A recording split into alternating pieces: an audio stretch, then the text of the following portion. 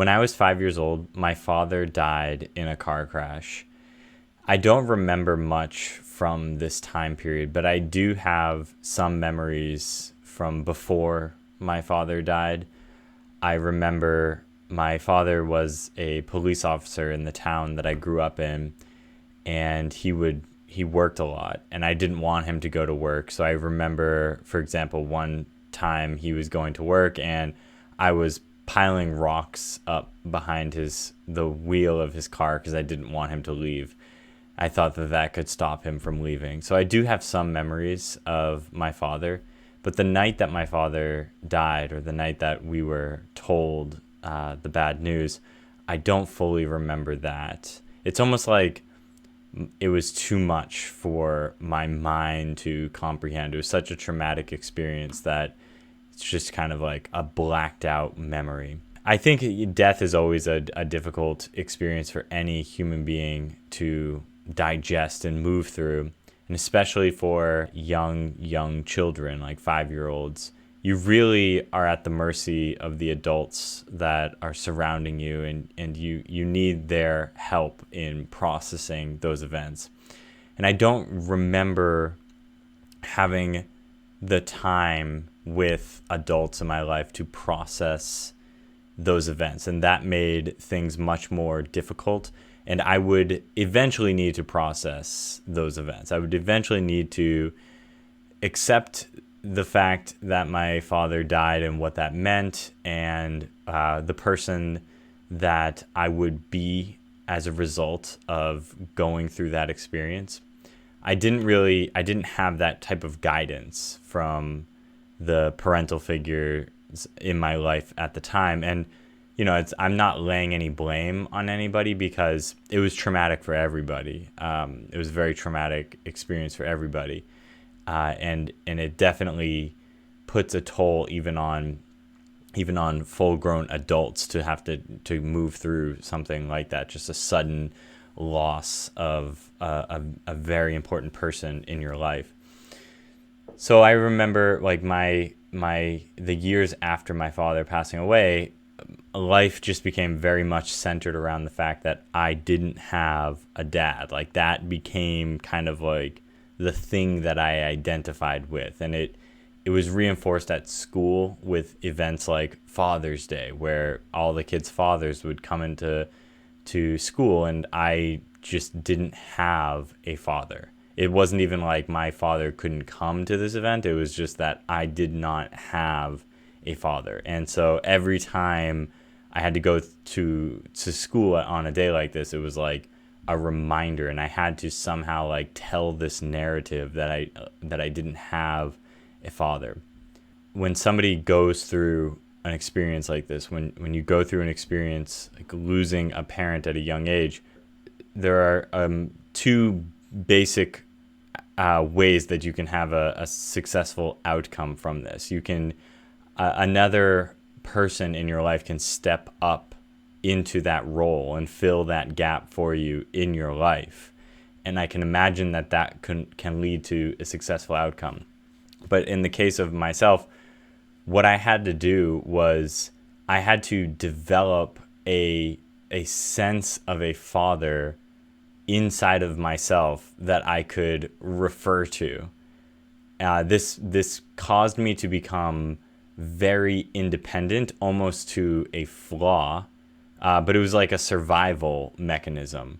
I had to listen to my inner guidance, my inner judgment, and this later caused difficulties for me, because as I interacted with some people, they didn't have that context. They didn't understand where I was coming from. I mean, this still happens to this day.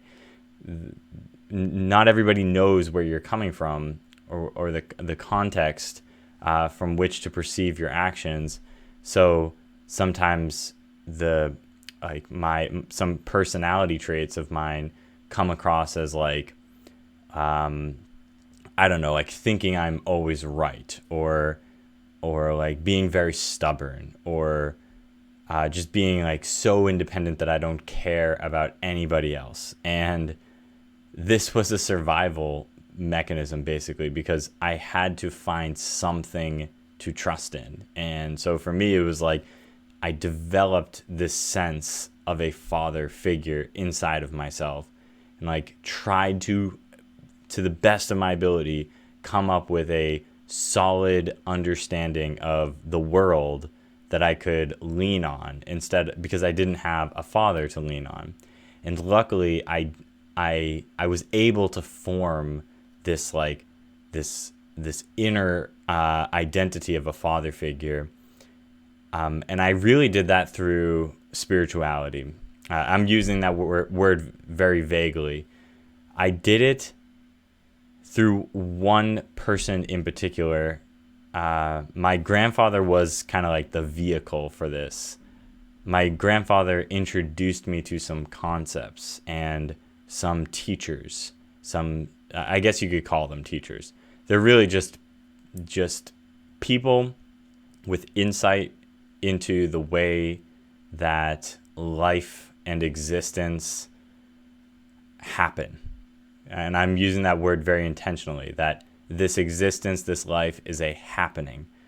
And these individuals that I started to learn about would use words like eternal bliss and enlightenment.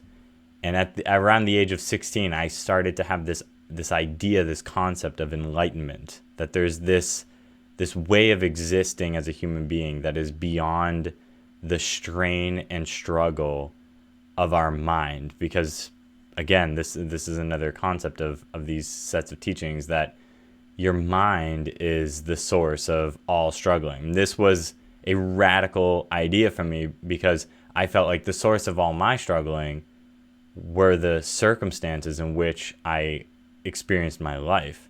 But now this was saying, no, it's actually your mind. It's your perception of those events. So I will end this video by sharing the name of the most notable teacher that I read and learned about, and this teacher's name is Sri Nisargadatta Maharaj, and the book that I was given at the age of 16 is called I Am That. Reading that book, that became like my guiding principle of life, or a set of principles that I would ultimately use to form this sense of a father figure. I think before this, I just didn't know how to even form this identity, how to form this sense of a father figure. And at the age of 16, when I came across I Am That, I started to build up this inner concept of a guide. And it kind of took the shape of like a father figure of some kind. And from here, later on, I would spend a lot of time just trying to understand myself, understand the way that the world works. And I literally had to dedicate a few years of my life just to